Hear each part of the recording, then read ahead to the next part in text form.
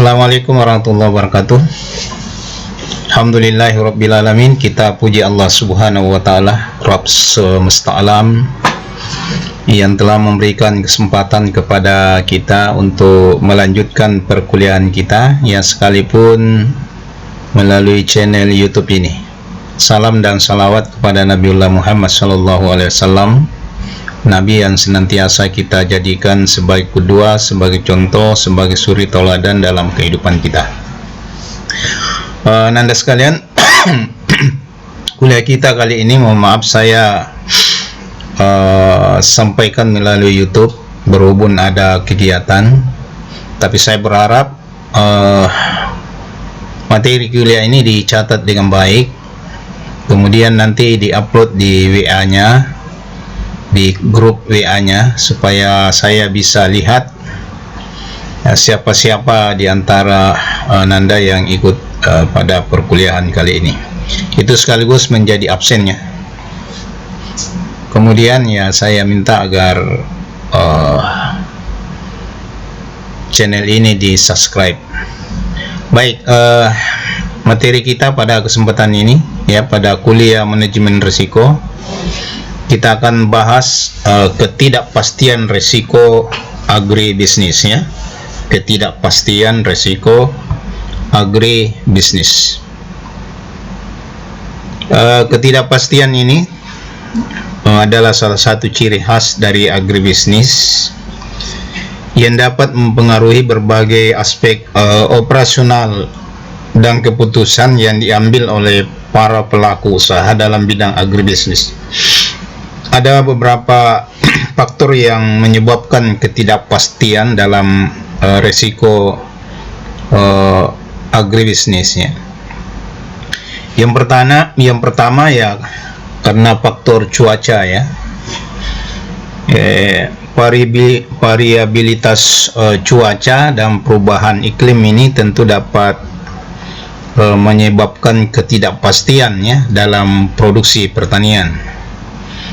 Ya, misalnya musim hujan yang tidak terduga, ya.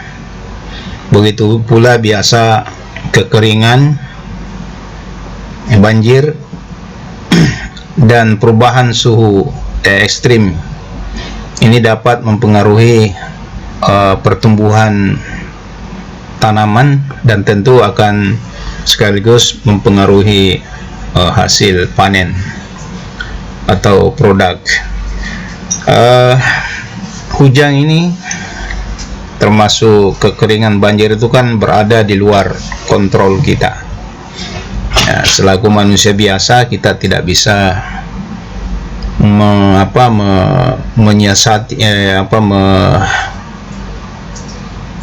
menghindar, karena ini adalah faktor sunnatullah yang sudah ditetapkan oleh Allah di luar kemampuan kita. Kita hanya bisa berusaha bagaimana ya menghadapi itu, ya, berusaha menghadapi faktor cuaca ini. Ya, kalau seorang petani misalnya bisa membuat semacam greenhouse untuk bisa ya dijadikan sebagai area tanam, tentu masalah musim ini sedikit, ya, terutama yang berkaitan dengan suhu dan suhu dan kelembaban segala macam itu bisa dikendalikan. Kemudian yang bisa juga menyebabkan ketidakpastian dalam risiko agribisnis karena faktor pasar, ya.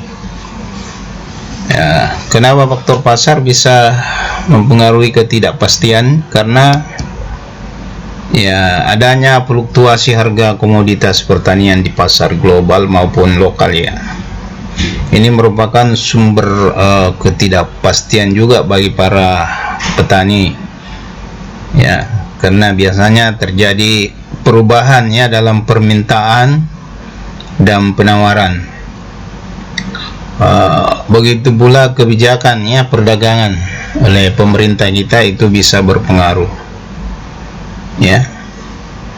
Misalnya ya tiba-tiba ada impor ya, impor produk pertanian yang sejenis yang dihasilkan oleh para petani kita, tentu itu berpengaruh ya terhadap pasar, terutama yang berhubungan dengan harga ya, karena boleh jadi harga bisa anjlok apabila kita diserbu produk-produk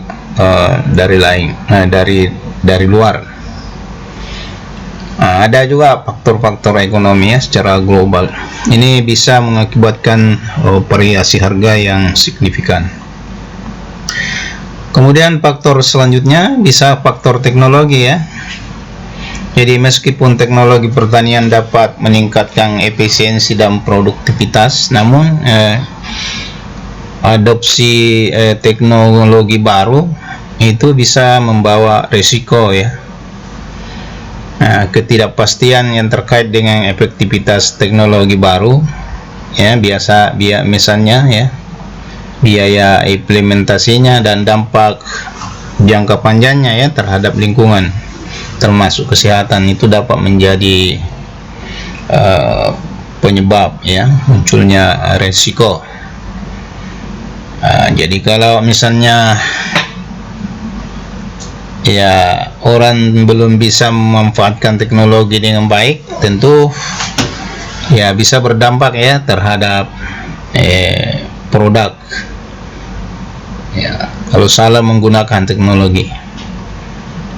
Jadi itu bisa menjadi penyebab risiko. Kemudian termasuk faktor kebijakan ya. Jadi perubahan dalam kebijakan pemerintah ya, termasuk misalnya regulasi lingkungan, keamanan pangan, subsidi pertanian, dan kebijakan perdagangan ya, itu dapat menciptakan ketidakpastian dalam operasi bisnis pertanian. Nah, oleh karena itu para pelaku usaha dalam bidang ini itu perlu mengantisipasi ya dampak dari perubahan kebijakan dan berusaha mempersiapkan strategi adaptasi yang sesuai. Jadi harus bisa melakukan adaptasi kalau faktor kebijakan berubah ya. Kalau kebijakan berubah ya kita harus mampu melakukan adaptasi, jangan bertahan dengan hal-hal yang lama. Kemudian ada faktor karena faktor biologi. Yang saya maksud di sini ya, misalnya ada serangan hama ya, penyakit tanaman dan gangguan biologi lainnya, itu dapat menimbulkan ketidakpastian dalam produksi kita, dalam bidang produksi pertanian. Nah, jadi variabilitas dalam intensitas serangan hama ya, kemudian kemampuan tanaman untuk mengatasi penyakit dan efektivitas pengendalian hama itu dapat mempengaruhi panen ya. Jadi itu bisa menjadi faktor risiko. Yang jelas kalau tanaman terserang penyakit ya tentu risikonya adalah bisa gagal panen atau bisa menghasilkan tapi mungkin kurangnya. Kemudian faktor yang lain ada faktor keuangannya. Jadi ketidakpastian finansial termasuk fluktuasi harga input pertanian ya, suku bunga kalau kita misalnya berhubungan dengan bank, dan nilai tukar mata uang ini juga bisa mempengaruhi kondisi keuangannya usaha dalam bidang pertanian. Perubahan kondisi pasar ya, keuangan global atau nasional itu dapat menyebabkan risiko finansial yang signifikan ya bagi para pelaku usaha. Nah, oleh karena itu para pelaku usaha dalam bidang pertanian ini atau agribisnis itu perlu melakukan identifikasi ya, mengelola ketidakpastian risiko dengan hati-hati. Melalui apa ya? Melalui misalnya strategi manajemen risiko yang tepat. termasuk penggunaan instrumen keuangan, ya, atau melakukan diversifikasi usaha, ya. Jadi jangan hanya satu jenis usaha yang dijalankan, ya, lebih dari satu. Termasuk berusaha misalnya mengasuransikan, ya, asuransi pertanian, kalau ya saya kira sudah ada sekarang, atau bagaimana, karena sudah ada kebijakan kayaknya itu, ada asuransi dalam pertanian. Kemudian ya menjalin kerjasama dengan pihak lain. Kemudian yang berhubungan dengan teknologi, tentu berusaha beradaptasi, ya, dengan teknologi.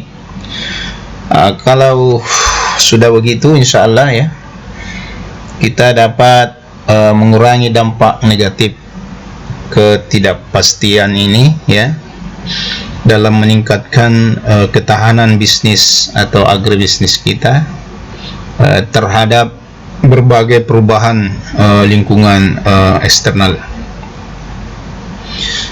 Oke, saya kira itu dulu, ya, materinya. Ini mohon maaf karena siap-siap juga masuk forum. Ya, saya akhiri, ya, mohon maaf atas segala kekurangan. Nasrul minallahi wa fathul qarib wa basyiril mu'minin. Assalamualaikum warahmatullahi wabarakatuh. Salam.